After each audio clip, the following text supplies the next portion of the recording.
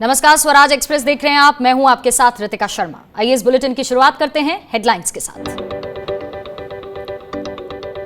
भारत पहुंचे 5 राफेल विमान। अंबाला एयरबेस का विमानों पर किया गया वाटर सैल्यूट। पीएम ने कहा राष्ट्रीय रक्षा सबसे बड़ा पुण्य, तो रक्षा मंत्री बोले वायुसेना की ताकत में होगी क्रांतिकारी बढ़ोतरी। राफेल सौदे को लेकर कांग्रेस के पूर्व अध्यक्ष राहुल गांधी के सरकार से सवाल पूछा। 526 करोड़ का राफेल अब 1670 करोड़ में क्यों? अनलॉक 3 की गाइडलाइंस जारी। सरकार ने 1 अगस्त से हटाया नाइट कर्फ्यू। 5 अगस्त से खुलेंगे योगा और जिम। वहीं सोशल डिस्टेंसिंग के साथ होगा स्वतंत्रता दिवस समारोह। राजस्थान में विधानसभा सत्र पर सियासी घमासान जारी। राज्य सरकार फिर भेज सकती है प्रस्ताव। गवर्नर कलराज मिश्र 3 बार लौटा चुके हैं फाइल। और नई शिक्षा नीति पर विपक्ष ने उठाए सवाल। सीपीएम महासचिव सीताराम येचुरी ने कहा सरकार ने संसद और राज्यों की राय को किया दरकिनार। कैबिनेट ने नई शिक्षा नीति का किया है ऐलान। तो केंद्र सरकार ने अनलॉक 3 के लिए गाइडलाइंस जारी कर दी हैं। 1 अगस्त से शुरू हो रहे अनलॉक 3 के दौरान देश भर से नाइट कर्फ्यू हटा लिया गया है। साथ ही 5 अगस्त से जिम और योग संस्थान को खोलने की इजाजत दे दी गई है। हालांकि अनलॉक 3 के दौरान 31 अगस्त तक metro, cinema halls, swimming pool और स्कूल कॉलेजेस बंद रहेंगे और इस दौरान लोगों को मास्क लगाना अनिवार्य रहेगा। 31 अगस्त तक कंटेनमेंट जोन में पहले की तरह पाबंदी जारी रहेगी। एंटरटेनमेंट पार्क, बार और ऑडिटोरियम्स को भी बंद रखा जाएगा। वहीं अनलॉक 3 के दौरान 15 अगस्त को होने वाला स्वतंत्रता दिवस समारोह होगा। स्वतंत्रता दिवस समारोह के दौरान सोशल डिस्टेंसिंग के नियमों का पालन किया जाएगा और इसके अलावा अन्य स्वास्थ्य प्रोटोकॉल का भी पालन करना होगा, जैसे मास्क पहनना। इसके अलावा वंदे भारत मिशन के तहत आपको बता दें अंतर्राष्ट्रीय यात्रा की अनुमति दी गई है। बढ़ते हैं आगे। फ्रांस से पहली खेप में 5 राफेल विमान भारतीय वायुसेना के बेड़े में शामिल हो गए हैं। 5 विमानों की अंबाला एयरबेस पर लैंडिंग हुई। एयरबेस पर राफेल को वाटर सैल्यूट दिया गया। भारत पहुंचे 5 राफेल में से 3 फाइटर जेट हैं, जबकि 2 ट्रेनिंग जेट्स हैं। 27 जुलाई को राफेल ने फ्रांस से भारत के लिए उड़ान भरी थी। करीब 7 घंटे बाद ये विमान संयुक्त अरब अमीरात के अल दाफ्रा एयरबेस पर उतरे थे और वहां से राफेल ने अंबाला के लिए उड़ान भरी थी। बता दें कि भारत ने फ्रांस से 59,000 करोड़ में 36 राफेल लड़ाकू विमान खरीदे हैं और अब भारत दुनिया का चौथा देश बन गया है जिसके पास राफेल लड़ाकू विमान है। अभी फ्रांस, मिस्र और कतर के पास ही राफेल लड़ाकू विमान हैं। राफेल के रखरखाव के लिए 400 करोड़ रुपए खर्च किए गए हैं। वहीं 5 राफेल विमानों के अंबाला पहुंचने पर पीएम मोदी ने संस्कृत में ट्वीट कर कहा कि राष्ट्रीय रक्षा समम पुण्यम, रक्षा समम वत्रम, रक्षास्त्र रक्षाम यज्ञो दृष्टो नैव च नभ स्पृशम दीप्तम स्वागतम।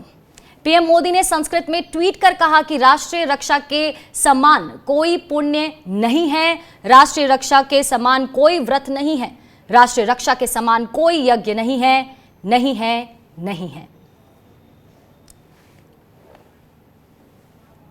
वहीं राफेल विमानों की अंबाला एयरबेस पर लैंडिंग हो गई है और खुद रक्षा मंत्री ने ट्वीट करके इसकी जानकारी दी है। उन्होंने कहा कि राफेल अंबाला में सुरक्षित रूप से उतर गए हैं। भारत में राफेल लड़ाकू विमानों का टच डाउन हमारे सैन्य इतिहास में एक नए युग की शुरुआत है। यह मल्टी रोल विमान की क्षमताओं में क्रांतिकारी बदलाव लाएगा।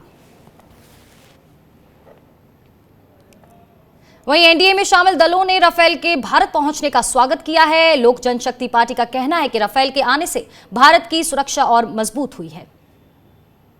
मुझे लगता है कि भारत के लिए बहुत बड़े गर्व का क्षण है और इसके लिए मैं हमारे प्रधानमंत्री आदरणीय नरेंद्र मोदी जी, हमारे रक्षा मंत्री आदरणीय राजनाथ सिंह जी, हमारे गृह मंत्री आदरणीय अमित शाह जी को लोक जनशक्ति पार्टी की तरफ से बधाई देता हूं। बहुत बड़ी उपलब्धि, एक लंबे समय से हम लोग इंतजार कर रहे थे कि कब राफेल भारत आएगा और आज जब भारत की धरती पे राफेल पहुंच चुका है तो कहीं ना कहीं भारतवासियों के मन में सुरक्षा के भाव को और ज़्यादा बल मिला है। ये बात तो हकीकत है कि पिछले 6-7 सालों में भारत जितना सुरक्षित रहा इतना कभी नहीं रहा।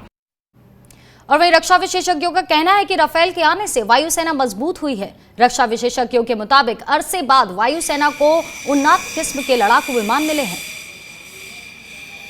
जो मिसाइल्स जो आने वाले टारगेट्स को, एयरक्राफ्ट को अपने अरेस्ट कर लेता है रडार में, और अपनी मिसाइल जो है, जो 8 मीटियोर मिसाइल 6 मीटियोर मिसाइल जो ले जा रहा है वो उनके ऊपर दागता है।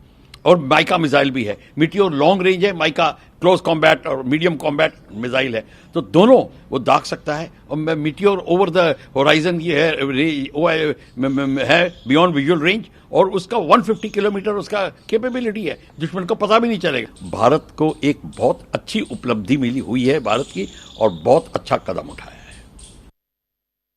One of the best assets that the Air Force has had in the last couple of decades, I would say. After Su-30s, this is one of the best assets that we have got. And we were already down in terms of our squadron strength. We were, the authorized strength being 42, we were down to almost about 34. So the induction of this, say, 5 and then the follow on 31 balance will definitely give the Air Force a little bit of edge. वहीं कांग्रेस के पूर्व अध्यक्ष राहुल गांधी ने Rafale विमान आने पर भारतीय वायुसेना को बधाई दी है और भारत सरकार से 3 सवाल पूछे हैं। राहुल ने ट्वीट करके पूछा है कि एक विमान की लागत 526 करोड़ की जगह 1670 करोड़ रुपए क्यों हो गई? 126 करोड़ की जगह सिर्फ 36 विमान क्यों खरीदे गए? वहीं तीसरा सवाल उन्होंने पूछा कि HAL की जगह दिवालिया हो चुके अनिल को 30,000 करोड़ रुपए का ठेका क्यों दे दिया गया? कांग्रेस नेता दिग्विजय सिंह ने एक बार फिर राफेल डील पर सवाल उठाते हुए राफेल विमान की कीमत पूछी है। कांग्रेस नेता दिग्विजय सिंह ने लिखा कि आखिर राफेल प्लेन आ गया। 126 राफेल खरीदने का फैसला 2012 में यूपीए ने किया था, जिसमें से 18 राफेल छोड़कर अन्य सभी को HAL द्वारा भारत में बनाया जाना था। यह भारत के आत्मनिर्भर होने का प्रमाण था। एक राफेल की कीमत 746 करोड़ रुपए तय की गई थी। दिग्विजय सिंह ने लिखा कि मोदी सरकार के आने के बाद फ्रांस के साथ मोदी जी ने बिना रक्षा व वित्त मंत्रालय व कैबिनेट कमेटी की मंजूरी के नया समझौता कर लिया और HAL का हक मारकर निजी कंपनी को देने का समझौता कर लिया। राष्ट्रीय सुरक्षा की अनदेखी कर 126 राफेल खरीदने के बजाय केवल 36 खरीदने का निर्णय ले लिया। दिग्विजय सिंह ने कहा कि चौकीदार महोदय कई बार संसद में और संसद के बाहर भी मांग करने के बावजूद आज तक एक राफेल कितने में खरीदा है बताने से बच रहे हैं। क्यों? क्योंकि चौकीदार जी की चोरी उजागर हो जाएगी। चौकीदार जी अब तो उसकी कीमत बता दें। नरेंद्र मोदी जी ने सरकार में आने के बाद बिना कैबिनेट कमेटी के अप्रूवल के, बिना रक्षा मंत्रालय के सलाह के, बिना वित्त मंत्रालय के सलाह कर चुपचाप जाकर फ्रांस की सरकार के साथ समझौता कर लिया और 126 हवाई जहाजों के जो भारत की सुरक्षा के लिए जरूरी थे उन्हें घटाकर 36 कर दिए। और क्या कीमत तय हुई, उसका नेगोशिएशन हुआ कि नहीं हुआ, उसकी कोई जानकारी नहीं। बढ़ते आगे, रक्षा सौदा घोटाले मामले में दोषी समता पार्टी की पूर्व अध्यक्ष जया जेटली समेत 2 अन्य की सजा पर बहस पूरी हो गई है। राउज एवेन्यू कोर्ट 30 को सजा का ऐलान करेगा। करीब 2 दशक पहले तहलका न्यूज पोर्टल के एक स्टिंग ऑपरेशन में इस भ्रष्टाचार का पर्दाफाश हुआ था। साल 2001 में ऑपरेशन वेस्ट एंड नाम से एक स्टिंग ऑपरेशन हुआ था। रक्षा खरीद में भ्रष्टाचार को दिखाने के लिए 2001 में तहलका न्यूज पोर्टल ने यह स्टिंग किया था।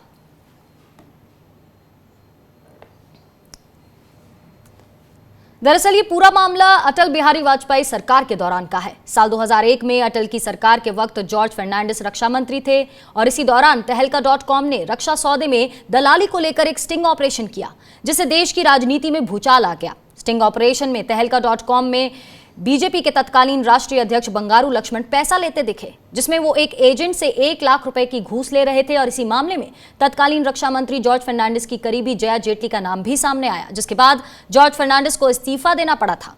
साल 2004 में जब यूपीए की सरकार बनी तो मामले को सीबीआई को सौंप दिया गया और साल 2012 में अदालत ने बीजेपी के पूर्व अध्यक्ष बंगारू लक्ष्मण को पैसे लेने का दोषी पाया।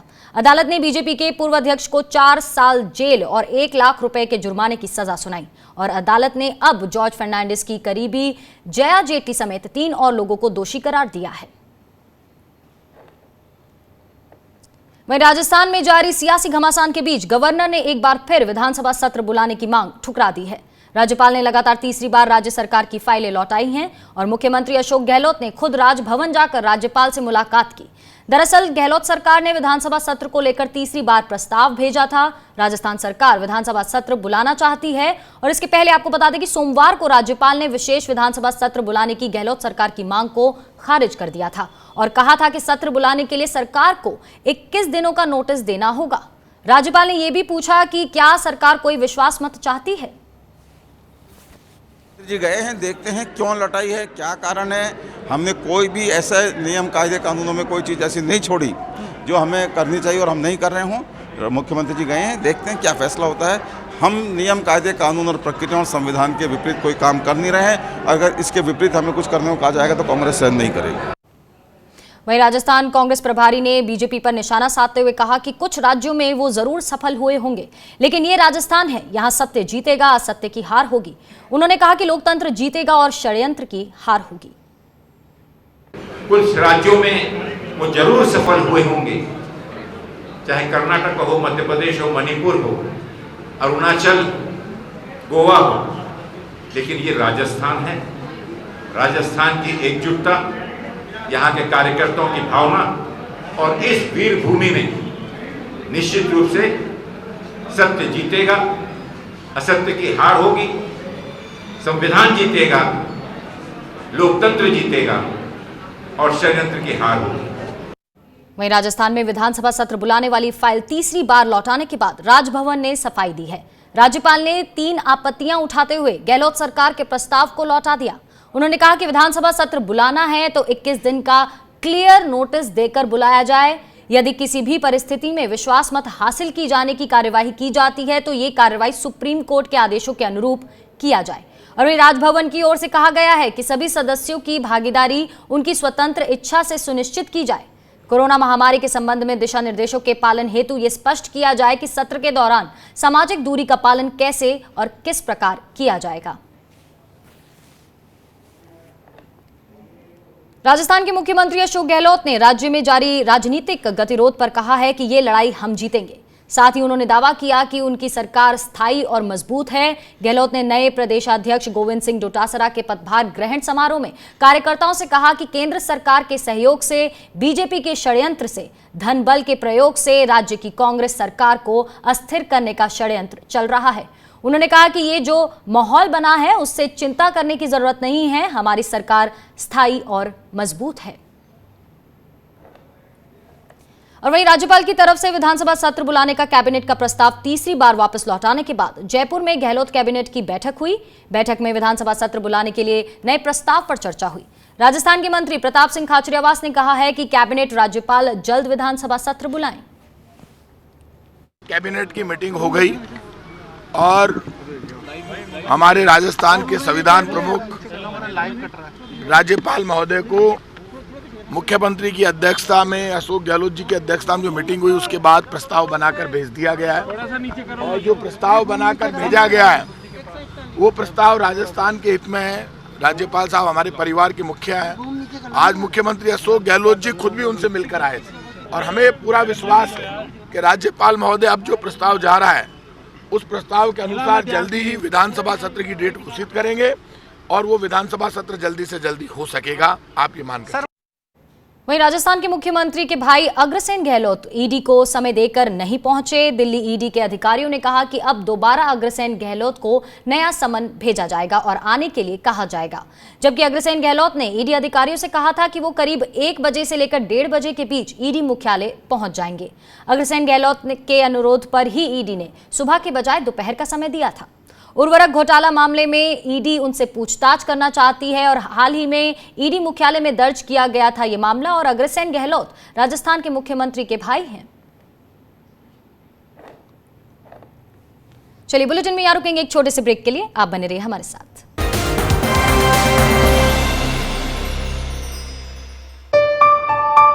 चलो इतिहास के कुछ पन्ने पलटते हैं। चलो उस दौर में कुछ दूर चलते हैं। हो बात ग्वालियर की या हो कहानी मुमताज की, बेगम नवाब की झलकियां या हो बात काले ताज की, हर तरफ पसरा यहाँ इतिहास है। यूं ही नहीं कहते सभी, मध्य प्रदेश तो कुछ खास है। वक्त के निशान।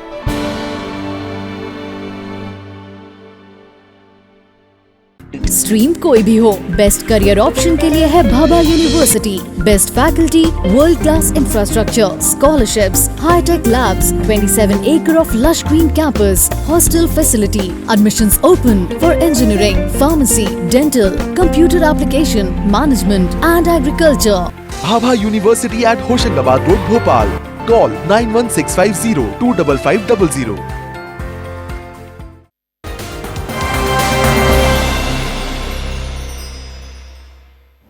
स्वागत है आपका ब्रेक के बाद। और प्रधानमंत्री नरेंद्र मोदी की अध्यक्षता में हुई केंद्रीय कैबिनेट में 34 साल बाद नई शिक्षा नीति को मंजूरी मिल गई है।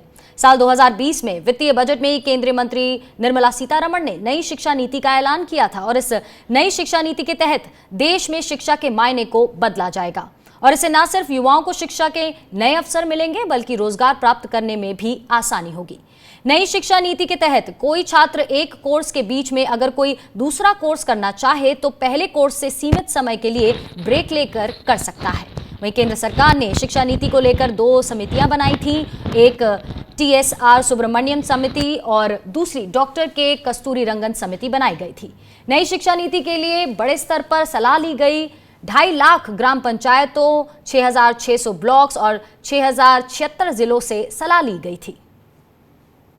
हमारे देश के प्रधानमंत्री ने एक नए भारत के निर्माण की बात की है, जो स्वच्छ भारत होगा, स्वस्थ भारत होगा, सशक्त भारत होगा, समृद्ध भारत होगा, श्रेष्ठ भारत होगा, एक भारत होगा। उस नए भारत के निर्माण में ये नई शिक्षा नीति 2020 मील का पत्थर साबित होगी। आज प्रधानमंत्री नरेंद्र मोदी जी की अध्यक्षता में मंत्रिमंडल की बैठक हुई और 21वीं सदी के एक नई शिक्षा नीति को उसमें मंजूरी दी गई। यह बेहद महत्वपूर्ण है क्योंकि 34 साल से शिक्षा नीति में परिवर्तन नहीं हुआ था। और वहीं मानव संसाधन विकास मंत्रालय का नाम बदल गया है। HRD मिनिस्ट्री का नाम बदलकर शिक्षा मंत्रालय कर दिया गया है। पीएम की अध्यक्षता में हुई कैबिनेट की बैठक में नाम बदलने को मंजूरी भी दे दी गई है और इस फैसले के साथ आपको बता दें पूरे उच्च शिक्षा क्षेत्र के लिए एक ही नियामक संस्था होगी ताकि अव्यवस्थाओं को समाप्त किया जा सके। बता दें कि शिक्षा मंत्रालय ने उच्च शिक्षा के लिए एक ही नियामक संस्था national higher education regulatory authority या higher education commission of India तय किया है। बढ़ते हैं आगे। मानव संसाधन विकास मंत्रालय का नाम बदलने पर सियासत शुरू हो गई है। छत्तीसगढ़ सरकार के मंत्री रविंद्र चौबे ने कहा कि पहले मानव संसाधन मंत्रालय होने की वजह से शिक्षा के साथ मानव संसाधन के विषय भी जुड़ जाते थे और अब केवल शिक्षा का काम देखा जाएगा। केंद्र के फैसले को अभी देश में समझने की जरूरत है। तो वहीं छत्तीसगढ़ के पूर्व शिक्षा मंत्री बृजमोहन अग्रवाल ने इसे कोविड काल में लिया गया बड़ा फैसला बताया है। सवाल केवल मंत्रालय के नाम बदलने का है। पहले भी वो शिक्षा मंत्रालय हुआ करता था, वो मानव संसाधन मंत्रालय हुआ। अब मानव संसाधन में शिक्षा के साथ साथ मानव संसाधन की उपयोगिता का भी थोड़े शब्द जुड़ जाते थे। अब खाली एजुकेशन का काम वो देखेंगे। अब केंद्र सरकार ने किस रूप में किया है ये सामने आने के बाद ही इसमें कोई कमेंट किया जा सकता है। देखिए, निश्चित रूप से अभी कोविड के कार्यकाल में बच्चों की शिक्षा, इसके ऊपर में बहुत बड़ा प्रभाव पड़ा है और हमको बच्चों को शिक्षा से जोड़े रखने के लिए और उनके साल खराब नहीं हो इसके लिए जो मानव संसाधन मंत्रालय नई पॉलिसी, नया सिस्टम बना रहा है, वो निश्चित रूप से पूरे देश के लिए उपयोगी होगा। वहीं मोदी कैबिनेट ने शिक्षा नीति में बदलाव किया है, लेकिन विपक्ष ने सरकार की मंशा पर सवाल खड़े किए हैं। सीपीएम महासचिव सीताराम येचुरी ने कहा कि केंद्र सरकार ने संसद को दरकिनार करते हुए राज्य सरकारों की राय को नजरअंदाज कर और सभी हितधारकों की राय को दरकिनार करते हुए मोदी सरकार एक तरफा अपनी शिक्षा प्रणाली को नष्ट कर रही है। उन्होंने कहा कि शिक्षा हमारे संविधान की समवर्ती सूची में है। केंद्र द्वारा शिक्षा नीति लागू करना अवैध है। भारतीय शिक्षा के केंद्रीकरण, सांप्रदायिकता और व्यवसायीकरण का विरोध किया जाएगा। बढ़ते हैं आगे। अभिनेता सुशांत सिंह राजपूत मौत मामले में दर्ज एफआईआर को मुंबई ट्रांसफर की मांग को लेकर रिया चक्रवर्ती ने सुप्रीम कोर्ट में अर्जी दाखिल की है। उन्होंने एफआईआर को पटना से मुंबई ट्रांसफर की मांग की है और अर्जी में रिया ने कहा है कि इस मामले में पहले से ही जांच चल रही है। एक मामले की जांच 2 जगहों की पुलिस नहीं कर सकती। आपको बता दें कि सुशांत के पिता ने पटना में रिया के खिलाफ केस दर्ज कराया है।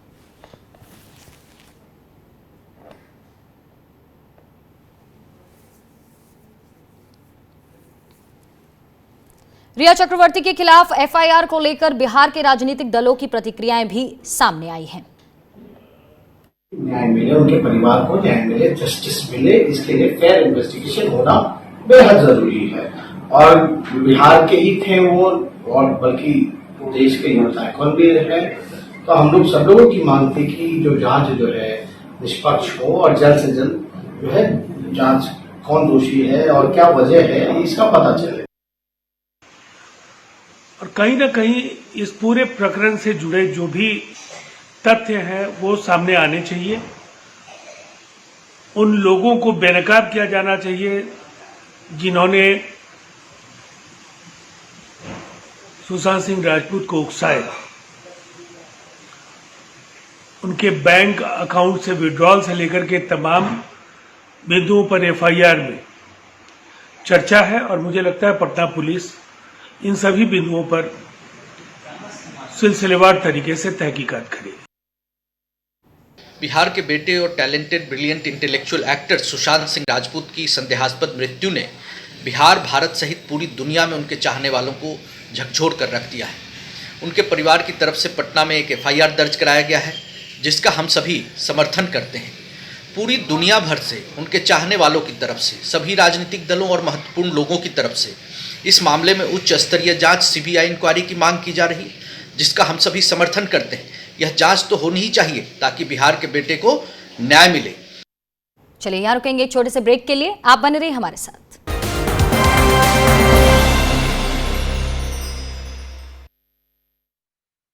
RKDF university, a world class university, जहां स्टूडेंट्स को ये ध्यान में रखकर पढ़ाया जाता है कि वो जॉब क्रिएटर्स बन सके, न कि सिर्फ job seekers. So join NIRF ranked university and become CEO of your company. At RKDF University, we focus on all-round development of a student. Courses offering BA, BCom, MA, MCom, BBA, MBA, BSW, MSW, B.Ed, D.Ed, M.Ed. Visit RKDF University at Gandhinagar, Bhopal, or call on toll-free number 1800-2700-320.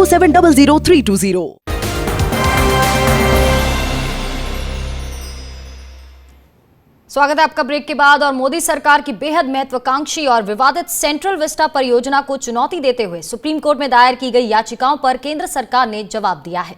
सरकार ने court में हलफनामा दाखिल कर बताया कि मौजूदा और भविष्य की जरूरतों को देखते हुए ये प्रोजेक्ट महत्वपूर्ण है।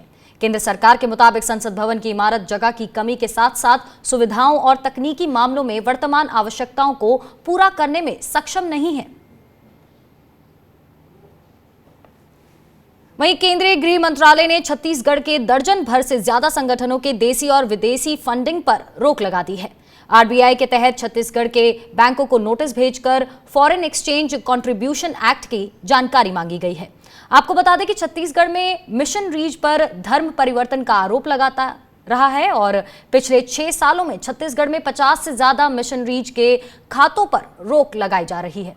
वहीं रिजर्व बैंक ने जिन संस्थानों के खातों पर रोक लगाई है उसमें armed conflict location and invent data project भी हैं, जिसने लोकसभा चुनाव से ठीक पहले एक रिपोर्ट जारी किया था, जिसमें बताया गया था कि कैसे चुनावों से ठीक पहले देश में हिंसा का दौर बढ़ गया है। जिन संस्थानों के खातों की डिटेल मांगी गई है उसमें मदुरै का प्रसिद्ध मीनाक्षी मिशन अस्पताल, मस्टर्ड सीड फाउंडेशन भी शामिल है। और वहीं छत्तीसगढ़ विधानसभा का मॉनसून सत्र अगस्त के तीसरे सप्ताह में बुलाया जा सकता है। अगर कोरोना संक्रमण के कारण ऐसा नहीं हो पाया तो 26 सितंबर के पहले सत्र कभी भी बुलाया जा सकता है। बता दें कि 26 मार्च को बजट सत्र का समापन हुआ था और पहले सत्र के 6 माह के भीतर अगला सत्र बुलाना जरूरी है और इसीलिए इसे देखते हुए सत्र को लेकर चर्चा की जा रही है। हालांकि सत्र बुलाने की तिथि अभी तय नहीं की गई है, लेकिन माना जा रहा है कि कोरोना का प्रभाव आने वाले 10 से 15 दिनों में कम हुआ तो अगस्त के तीसरे सप्ताह में बुलाया जा सकता है। वहीं छत्तीसगढ़ में दंतेवाड़ा के एसपी अभिषेक पल्लव ने बड़ा खुलासा किया है। उन्होंने कहा कि नक्सली शहीद सप्ताह के दौरान कई पत्रकारों और नेताओं पर माओवादियों से खतरा है। किरंदुल के टीआई ने इस सिलसिले में आगाह किया है। एसपी अभिषेक पल्लव ने बताया कि नक्सली शहीद सप्ताह के दौरान नक्सली बड़ा हमला करने की फिराक में है, जिसके लिए सुरक्षा बल पूरी तरह से तैयार हैं। रोड की सुरक्षा के लिए डीआरजी की टीम तैनात की गई है। वहीं अंदरूनी इलाकों में सुरक्षा बलों की गश्त बढ़ा दी गई है।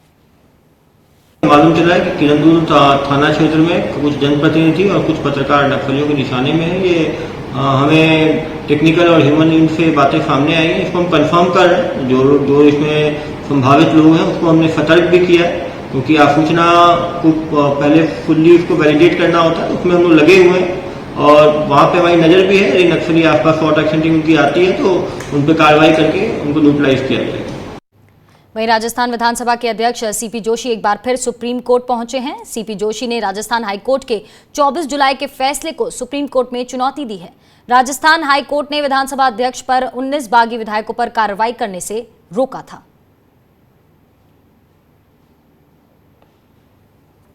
बढ़ते आगे, Jammu Kashmir high court bar association के अध्यक्ष मियां अब्दुल कयूम को नजरबंदी से रिहा करने पर केंद्र सरकार सहमत है।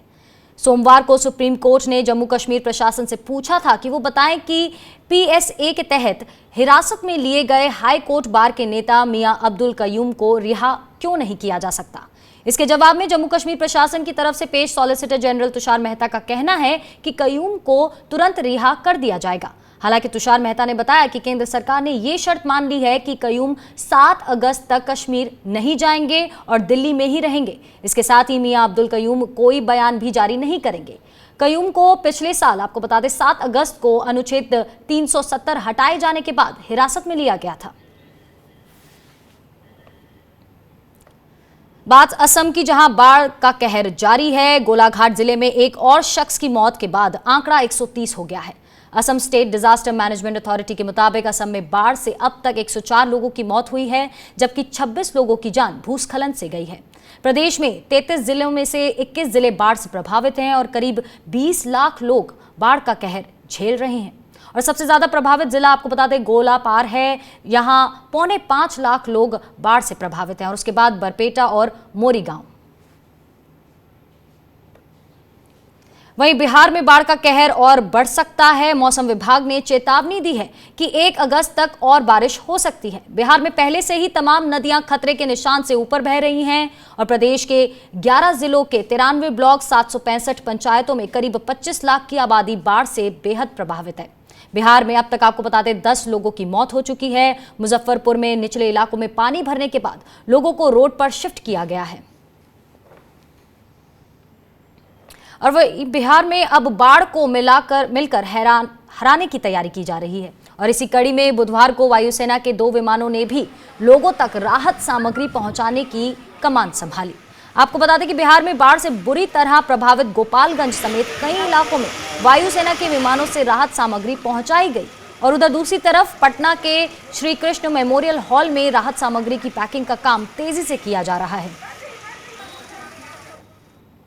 चलिए, इसी के साथ इस बुलेटिन में इतना ही। आप बने रहिए स्वराज एक्सप्रेस के साथ। नमस्कार।